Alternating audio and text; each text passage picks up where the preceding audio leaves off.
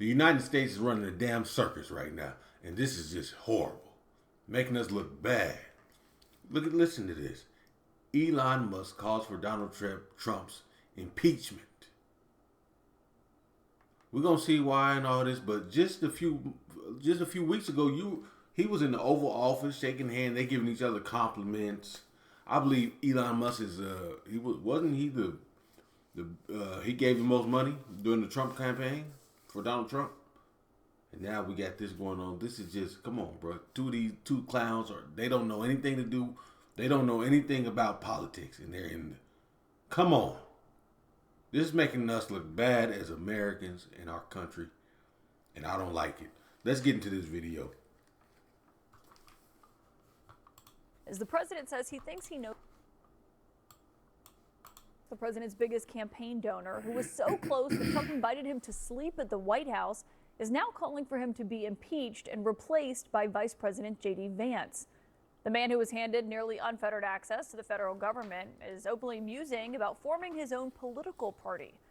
And the same guy, the billionaire backing the U.S. space program, he's now threatening to take his rockets and go home.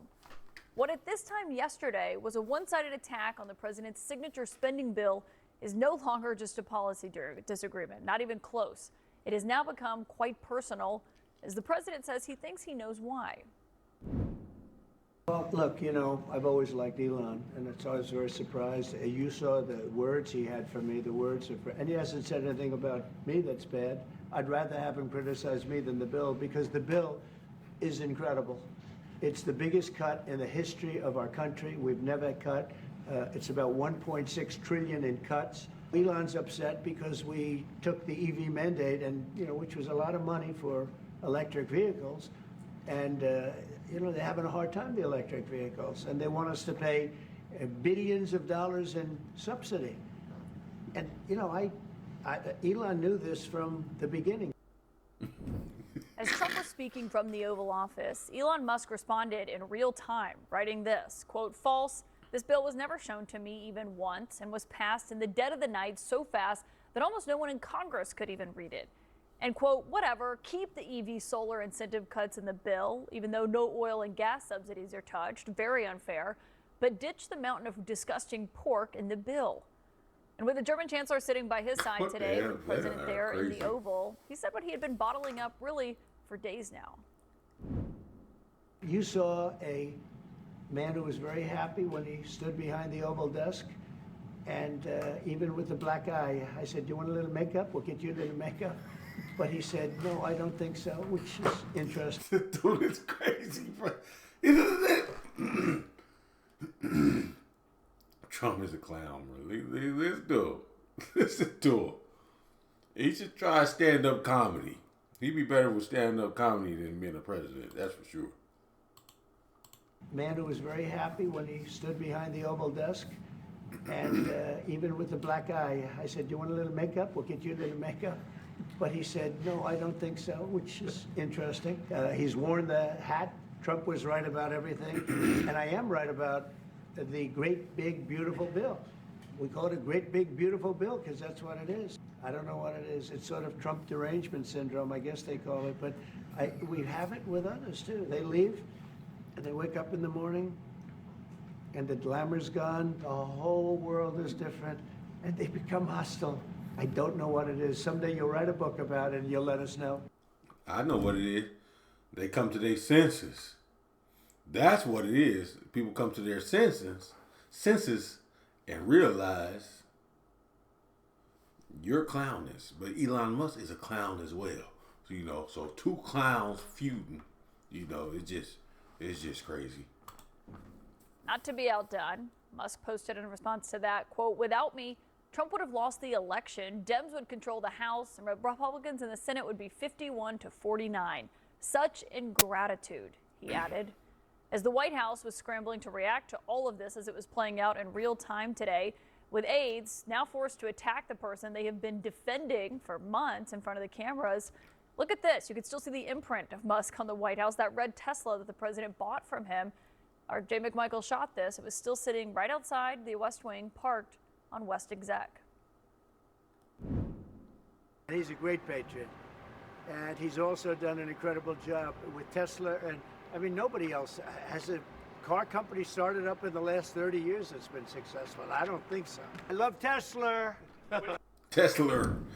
It's not clear if he still feels the same way tonight. Today, the president declared that Elon was wearing thin. I asked him to leave. I took away his EV mandate that forced everyone to buy electric cars that nobody else wanted, that he knew for months I was going to do, and he just went crazy. Then came the threat that could really hurt. The president said the easiest way to save money in our budget, billions and billions of dollars, is to terminate Elon's governmental subsidies and contracts. I was always surprised that Biden didn't do it. Tesla's stock price took a massive hit after that, $150 billion in market value gone as the two were trading at tax today.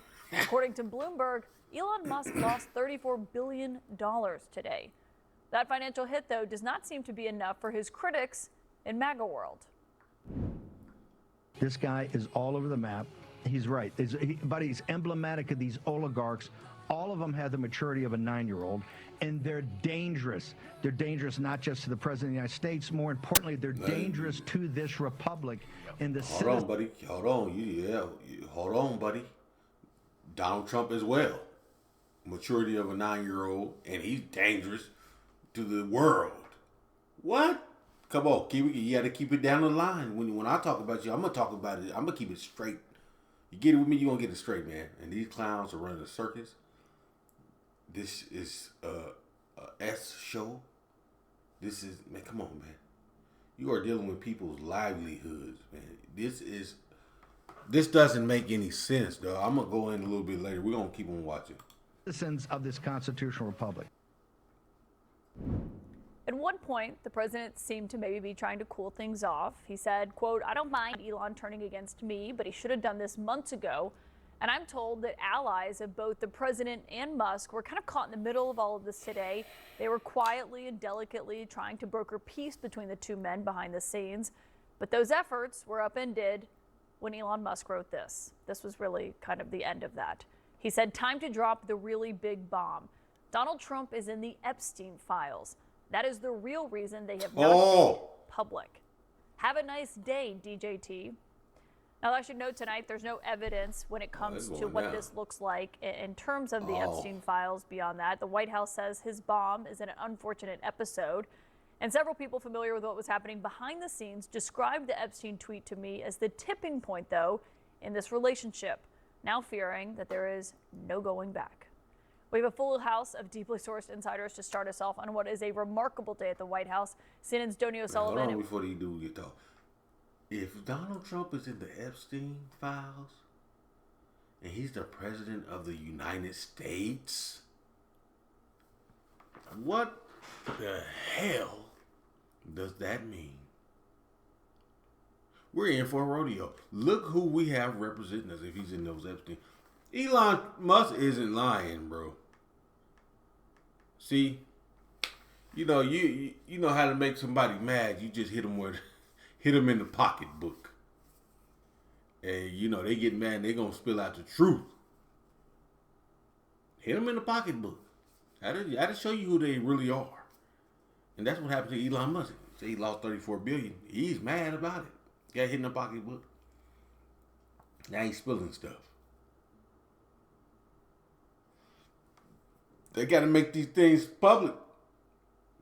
Make those files public. But we got some clowns representing us, man. We can't. This shit is crazy, bro. And Brian Stelter, and also Politico's Dasha Burns and the Associated Press's Sungmin Kim. Dasha, I mean, I just want to know what you're hearing from people at the White House tonight, because what we were hearing is, yes, this was a breakup that was predictable, but even people inside the White House did not see it going down like this and as fast as it happened today. I mean, the group chats inside the White House were just on fire today. People comparing it to a divorce, saying, yeah, we thought it was going to happen, but maybe not until the fall or in a few months. What have you been hearing from people tonight? Yeah, my phone's been just absolutely blowing up. People inside the White House, people on the Hill. I mean, the divorce analogies are rampant right now. Look, it was the ferocity, how quickly this happened, and once he started going down the rabbit hole of the Epstein files, that's when the conversation with White House allies and people inside of the White House really changed. As I was communicating with folks all day, they were saying this is now going into crazy town. People were telling me that the president is concerned about Elon Musk's well-being, that you saw the reporting as we all did from the Times around the drug use. They didn't expect it to go quite in this direction. And at this point, earlier on, people were saying, look, they fight. These are two titans. They're clashing, but they'll come back together. Now it seems like the hope for any sort of reconciliation is gone. And the goal is just to try to turn the temperature down here. I mean, Sung-min, that's really the question here, is how you turn the temperature down when you have got these two major personalities, two alphas who are trying to essentially outdo one another in terms of inflicting harm, now that this relationship we're watching it totally implode. Yeah, I mean, Elon Musk and Donald Trump hit each other where it hurts the most. They hit. Hey, look at Donald Trump. Man. Look at this man. Elon Musk doesn't want any makeup, bro, so he can look like you. Look at that there. Man, you can at least put it here on the back of your ears over where. Man, it just look crazy. It's right here and it's nowhere else.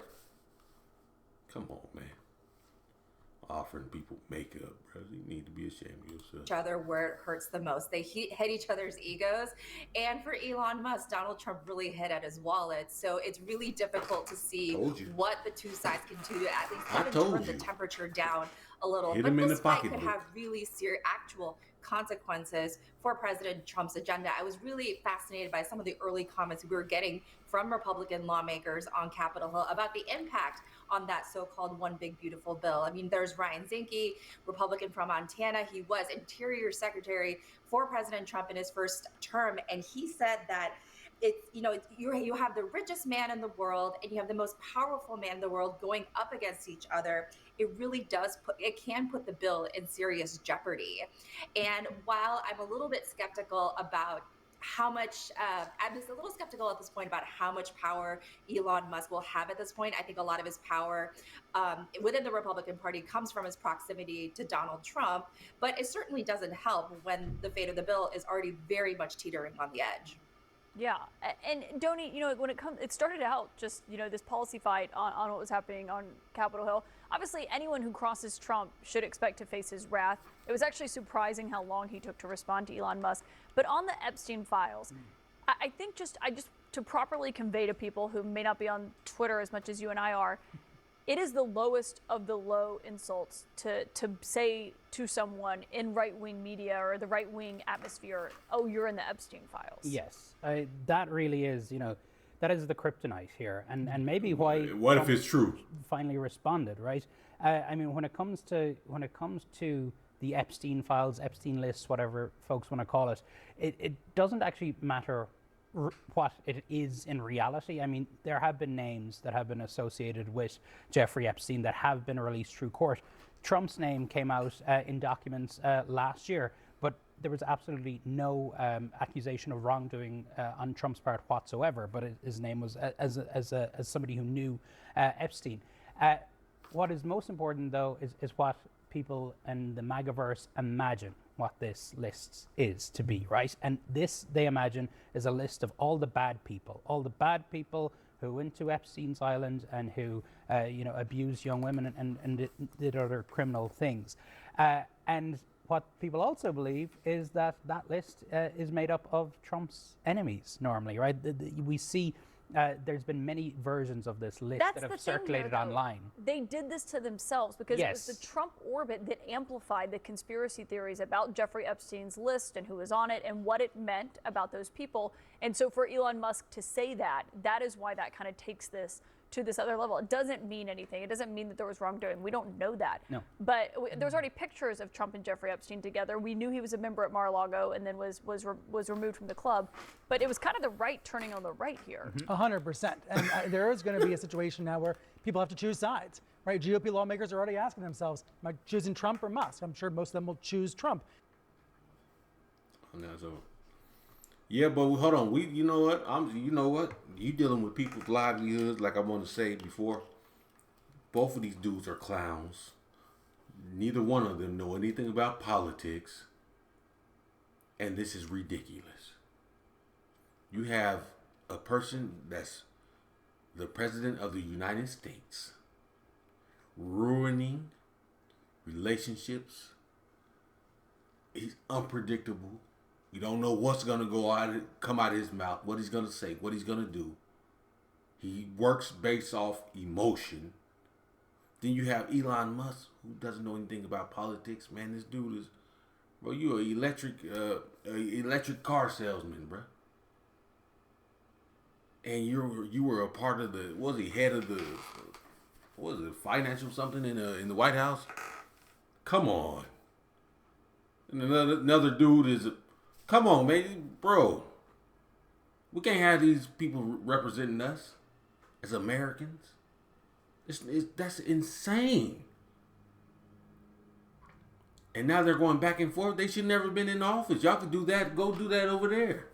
Let's get some more people. Then he's going to say have him impeached and put J.D. Vance. We don't want J.D. Vance in office either. Come on. He's the same guy who's leaking war plans and all this and then calling Chinese people peasants.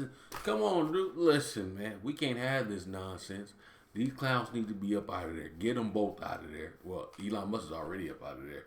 Now get Donald Trump up out of there. This is crazy. Man, get these chumps out of here. Ruining the country. It's just, I click on this video because we just seen Elon Musk in there glazing. They were glazing each other in the Oval Office just a week or 2 weeks ago. For real. Oh, yeah. Man, this is crazy.